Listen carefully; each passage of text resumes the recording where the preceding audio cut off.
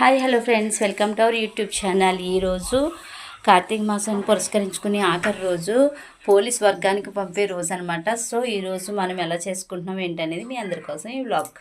Friends, ముందుగా అయితే ఇంట్లో దీపారాధన అయితే సంపూర్ణం చేసుకున్నానండి. ఇప్పుడు బయట అయితే మనం దీపాలను వెలిగించుకోవాలి. సో దానికన్నా ముందుగా మనం ఇంట్లో దీపారాధన చేసుకున్నామండి. ధూపదీప నైవేద్యాలతో ఇంట్లో శ్రీ దామోదర సమేత కార్తికేయ మన హరహర మహాదేవ శంభో శంకర వారు ఇలా ఉన్నారనమాట. చూసారు కదా, అందరూ బాగుండాలి, అందరూ మేము కూడా ఉండాలి. అందరికీ హరహర మహాదేవ శంభో శంకర.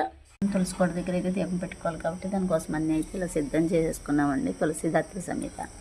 సో దీపం కోసం ఇవన్నీ రెడీ చేశాను. ప్రసాదాలు చూసారు కదా, ఇవి రెండు ఒత్తులు మనం ఈ పళ్ళులో అయితే వదిలేస్తాం అన్నమాట. హర మహాదేవ శంభో శంకర కార్తీక దామోదర దామోదర. హర హర మహాదేవ శంభో శంకర.